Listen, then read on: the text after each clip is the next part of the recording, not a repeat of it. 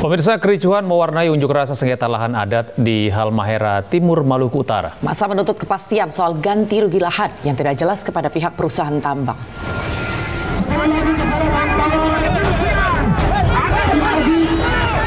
Saling dorong mewarnai unjuk rasa menuntut ganti rugi lahan adat di Kabupaten Halmahera Timur, Maluku Utara.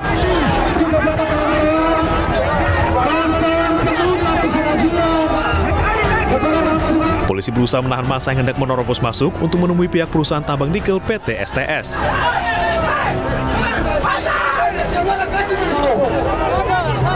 Beruntung aparat bersama pemuka adat berhasil menenangkan para pengunjuk rasa sehingga kericuhan dapat diredam.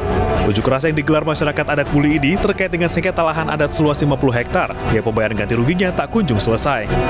Kalau upaya masyarakat ini sudah lama ini, sudah masuk 2 tahun ini. Jadi kepada PT STS ini juga tidak punya niat baik. Agar ini menjadi catatan penting untuk menyelesaikan lahan rakyat. Karena masyarakat Halmahera Timur, pada khususnya masyarakat adat menerima investasi. Tapi kemudian investor juga harus beradab. Bahkan pemerintahan harus mengawal atas regulasi yang sudah dilakukan oleh pemerintah itu sendiri. Sengketa lahan antara masyarakat adat dengan perusahaan tambang nikel ini berlangsung sejak PT STS beroperasi. Lahan yang menjadi sengketa merupakan lahan produktif berbagai macam tanaman, seperti pala, kelapa, dan sagu. Massa pun mengancam jika tuntutan mereka tidak terrealisasi, maka aktivitas perusahaan akan ditutup paksa.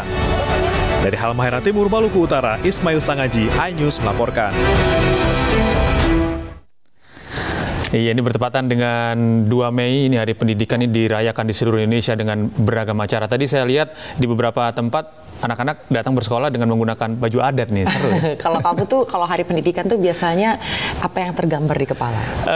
Ironi pendidikan di pelosok daerah di tanah air yang belum merata di Indonesia. Betul, ini sepertinya harusnya udah menjadi concern fokus gitu ya? Dan juga concern pemerintah gimana supaya mereka yang ada di daerah-daerah terpencil juga bisa mendapatkan pendidikan yang layak dan bukan cuma pendidikan teori ya. Tapi pendidikan karakter juga harus didapatkan. Nah, luar biasa. Ya. Nah. Dan ini pemirsa, karena hari ini adalah 2 Mei, ini seperti yang sudah disampaikan rekan saya adalah Hari Pendidikan Nasional, dan kami akan hadirkan potret seorang guru yang mengabdikan dirinya di pedalaman Tanah Toraja, Sulawesi Selatan. Ya, pengabdiannya dilakukan dengan gigih demi memajukan pendidikan di pelosok negeri.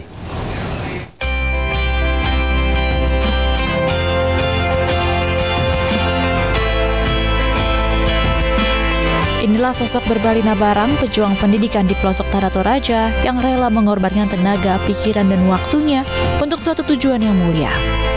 Di Lembang Buang BB Masakada, Kecamatan Simbuang, ia mendedikasikan hidupnya mengajar anak-anak sekolah di bagian pelosok Tanah Toraja tanpa pamrih. Berbalina Barang adalah pengabar Injil dari Gereja Toraja. Ia lahir pada 23 Mei 1969 di Nusu, Kabupaten Mamasa. Berusia 54 tahun, Berbalina Barang sudah dikaruniai 4 anak serta 2 orang cucu. Suaminya sehari-hari bekerja di kebun. Berbalina telah mengabdikan separuh hidupnya atau 23 tahun untuk mendidik anak-anak di tempatnya bertugas yang jauh dari ibu kota, di mana infrastruktur belum memadai.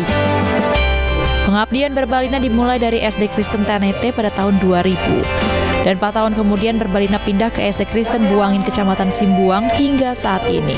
Dan sudah memiliki 30 siswa dengan guru yang terbatas.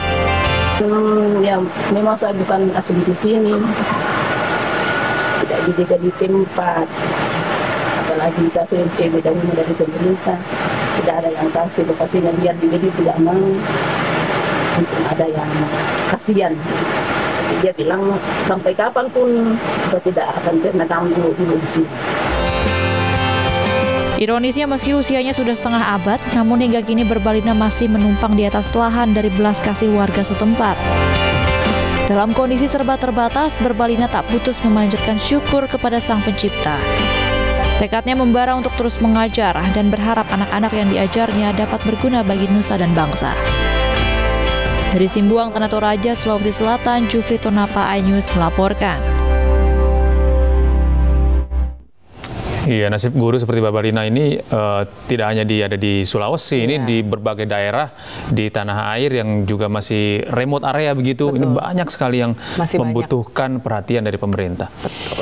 Iya, ini pemirsa, lalu bagaimana para siswa hari ini? Karena hari ini siswa kembali masuk sekolah setelah 2 minggu lamanya libur Hari Raya Idul Fitri, dan di hari pertama masuk sekolah ini diisi dengan halal bihalal sekaligus memperingati Hari Pendidikan Nasional.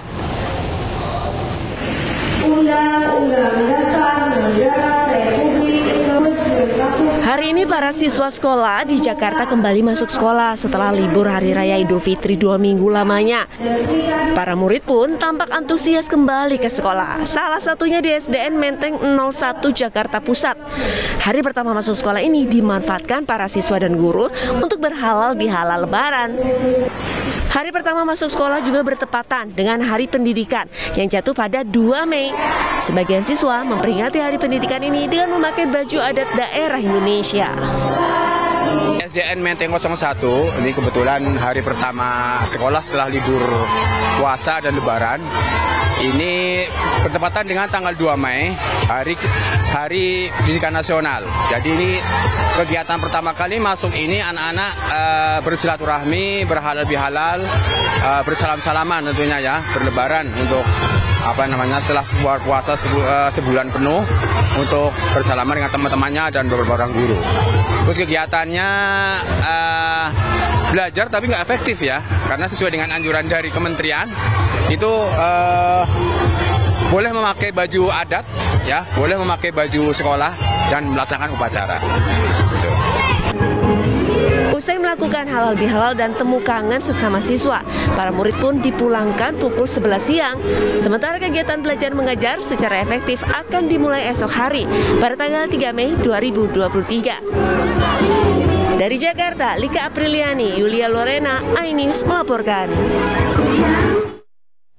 Pemirsa, organisasi lingkungan hidup Greenpeace ini menilai transisi energi bersih di Indonesia masih akan menuai masalah jika pemerintahan baru tidak memberikan porsi agenda yang jelas mengenai ancaman perubahan iklim.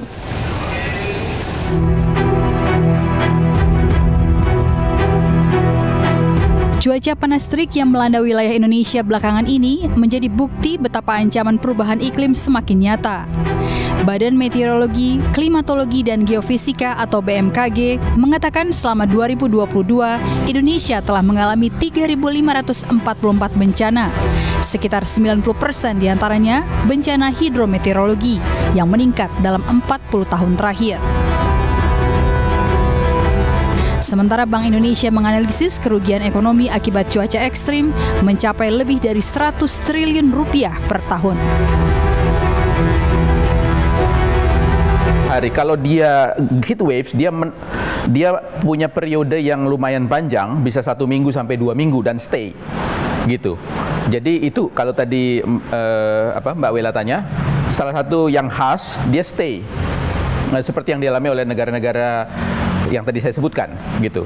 Jadi kalau kita relatif mencapai terus kemudian turun lagi, tetapi bukan harusnya menjadi alasan untuk kita tidak mewaspadai sebenarnya sesuatu yang lebih besar yang sedang terjadi sekarang, yaitu pemanasan global ekstrim.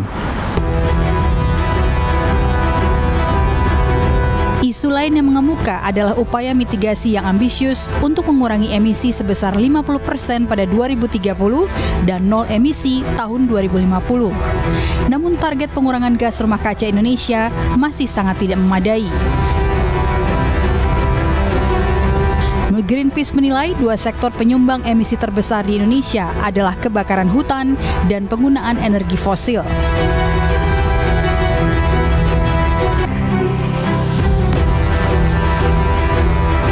Leonard menambahkan, sektor energi yang diproyeksikan akan menyumbang 58% dari total emisi tahun 2023 harus dijadikan pertimbangan bagi pemimpin baru Indonesia ke depan untuk pengurangan emisi gas rumah kaca. Persentase energi terbarukan di Indonesia saat ini masih rendah, yakni 10,4% pada 2022. Sementara Indonesia harus mencapai target 34% energi terbarukan pada 2030, sesuai kesepakatan pendanaan Just Energy Transition Partnership atau JETP. Dari Jakarta, Wela Sherlita, Winar Dimas, iNews melaporkan. Pemirsa, Partai Perindo terus bergerak memanaskan mesin partai di daerah. Di Malang, Jawa Timur, pengurus DPD Partai Perindo Kabupaten Malang menyerahkan SK kepengurusan untuk DPRT Kecamatan Lawang. Sementara di Bogor, Partai Perindo mendukung Ade Ruhandi untuk maju dalam pemilihan Bupati Bogor 2024. Ketua DPW Partai Perindo Jawa Timur, Letnan Jenderal TNI Purnawirawan R. Wisnu Prasetyo Budi melakukan sosialisasi dan pemantapan kader Partai Perindo sekecamatan Lawang, Kabupaten Malang. Konsolidasi juga dihadiri Ketua Bidang Hukum Internal Organisasi DPP Partai Perindo, Kristoporus Taufik.